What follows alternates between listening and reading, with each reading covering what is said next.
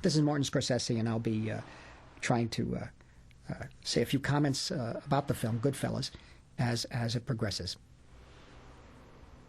I was shooting Color of Money in Chicago in 1985, I think it was, and I saw a New York Times review of this book, and I thought it would be really interesting because of the fact that having dealt with that world to a certain extent, not even on that level really, but even more of a street level, like in Mean Streets, where the kids in the film are not even seriously involved in making a living, let's say, on being in some crime family or whatever.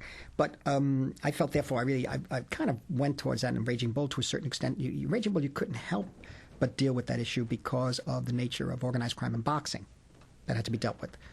And so I never really wanted to touch upon that world again. But when I saw the review of the book that Nick Pileggi did, it was interesting to me because the character of Henry Hill was, very simply, he was a foot soldier, and therefore he was privy to the nature of his character, the kind of person he is, or was at the time, made him trustworthy to many different people on different levels. So he was privy then to also sort of a cross-section of that whole world, from the very minuscule to the top of the line in that world. I mean, later in Casino, we explored it even further, where it went bigger. I'm Nicholas Pileggi. I wrote the book Wise Guy, and I also wrote the movie with Martin Scorsese, Goodfellas. When the book came out, it was successful. It was a bestseller. And the Times was very good and generous, and there was a review of it in the Times. And Marty called. He called me at New York Magazine at the time, and he left a message saying that Marty Scorsese called and left a number to call back. I didn't think it was real. I thought it was a fake call. It was one of my friends who was joking. And so I never bothered to call. And then I got a phone call. My wife got a call at home from Marty saying that he was trying to reach me and could I call him. And so then I did call, and he said, my name, I said, hello? He said, yeah, my name is Marty Scorsese. He said, I'm a film director, a movie director, I think he said. And he said, do you know, and I said, I know who you are. He didn't know that I knew who he was or anything, because in a sense, he was always Marty, but Scorsese, but he wasn't as well known then as he is today. And but I had seen everything he'd ever done, including Italian Americans. I had just gone to all of that stuff, even though I'm not a big cinema guy. His stuff was so riveting to me.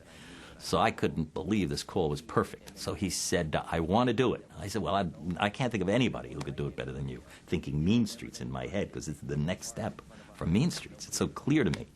And he said, unfortunately, because the damn book is a bestseller, and lots of people wanted to do it. And my agent, Sterling Lord, and all of these people were just sort of trying to divide the money.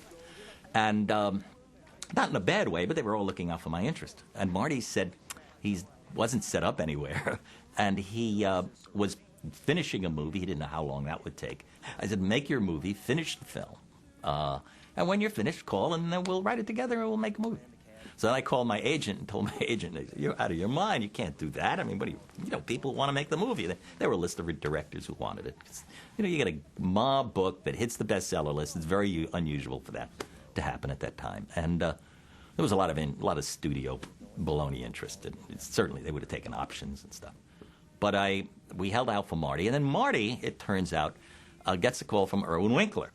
Goodfellas goes back to a trip I took to the W.H. Smith bookstore on the Rue Rivoli in Paris.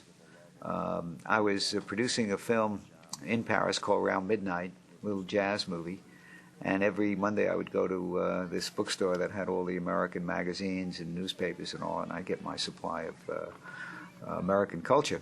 And I picked up a copy of New York Magazine, and they had a story in there by Nick Pileggi called Wise Guys. So I read the story. I knew who his agent was. I called the agent, and he told me that, yes, they were interested in selling it. And he also happened to casually mention that Marty Scorsese, who was in Chicago shooting The Color of Money, was interested in the story as well. So I proceeded to negotiate, regardless of Marty's interest. I thought the story was good, so I started negotiating with the agent for the rights to Nick Pileggi's story. I then, sometime within the next week or two, called Marty in Chicago. And yes, he told me he was interested in doing it. And said he thought it would be a good idea if he and Nick wrote it together. And when I got to New York, Nick and I discussed it, and Nick was anxious to meet with Marty, and that's how it got started. Irwin, who's sort of the big daddy, he had all the pieces, he put all the pieces together, and so, he made it whole. And without Irwin, I don't know, Marty and I would have done it, but eventually, but who knows? But Irwin really made it comfortable and easy for everybody to do. And as soon as Marty finished The Color of Money, he and I started writing the script. In months!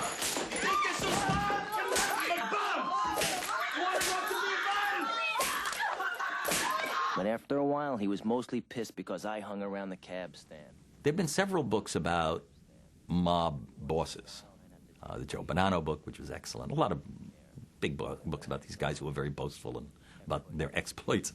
Henry started by trying to be boastful, but I knew enough about him and knew enough about the case, like the prosecutors had brought, that I knew he wasn't big, but I wanted to know how it worked inside. And all of that detail is what I was fascinated by. And so I got as much of it in the book as possible. That, of course, was exactly what Marty was looking for a film. Because that particular book, you can go and you can make about an infinite number of films, because there are many other stories in the book and that sort of thing. But I chose it to go a certain way, and it was all based on the rhythm of Henry Hill's language. That is a part of the whole mob world, the way these guys tell stories about themselves.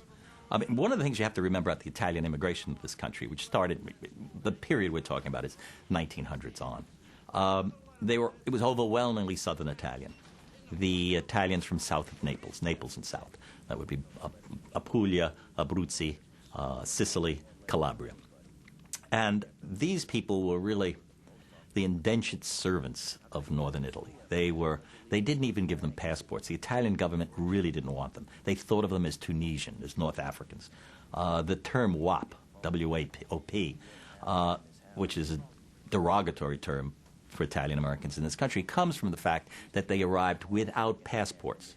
W-O-P. They got a piece of paper without passport because the Italian government in Rome didn't even think of them worthy of passport.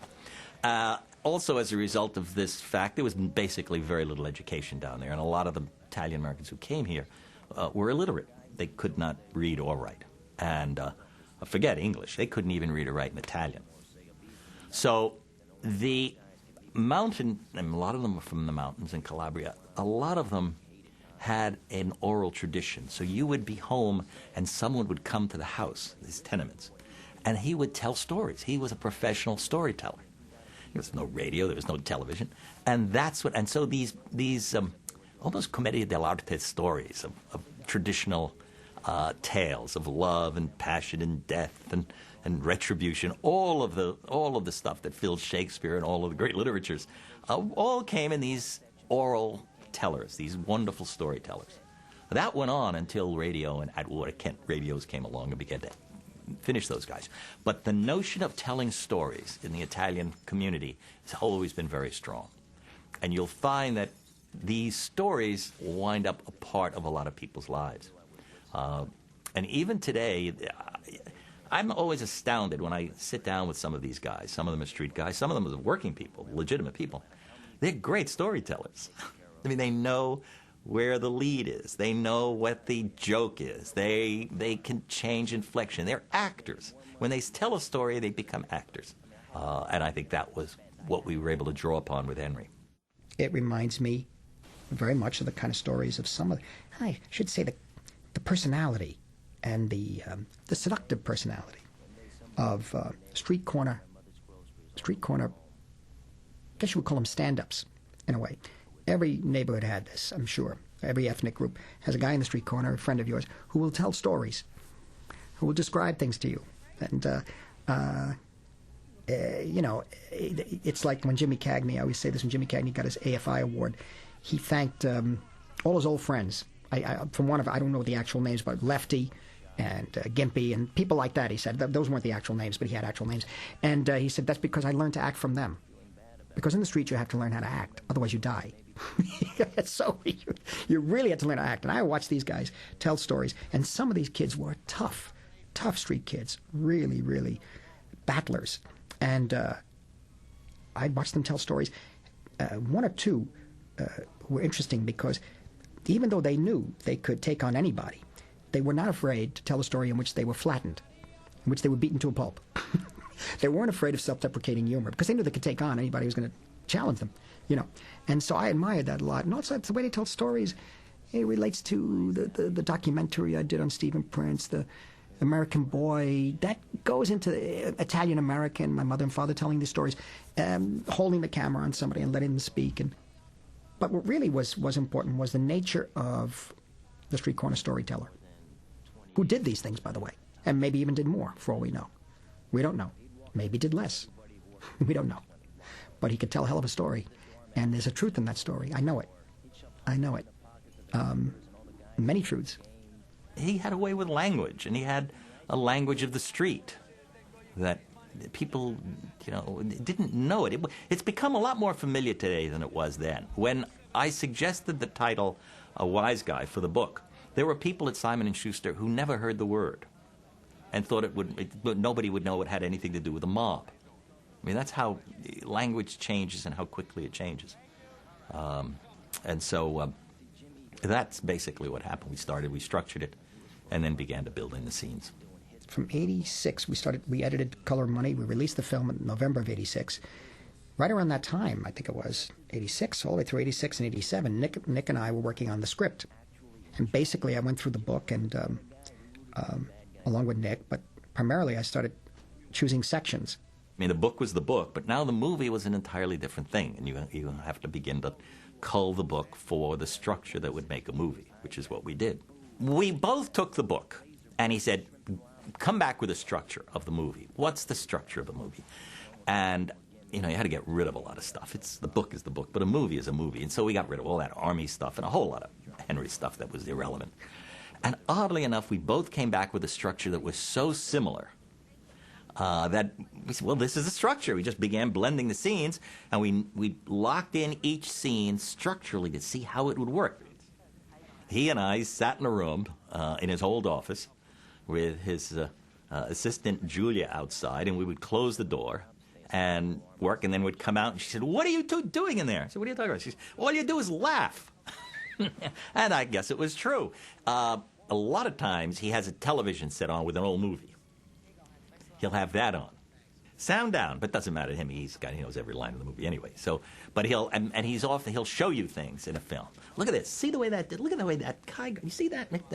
And you know, he'll try to, because he really was stuck with me. I mean, I wrote the book, and I clearly wanted to write the movie with him, and I was able to do that because they hired me to do it.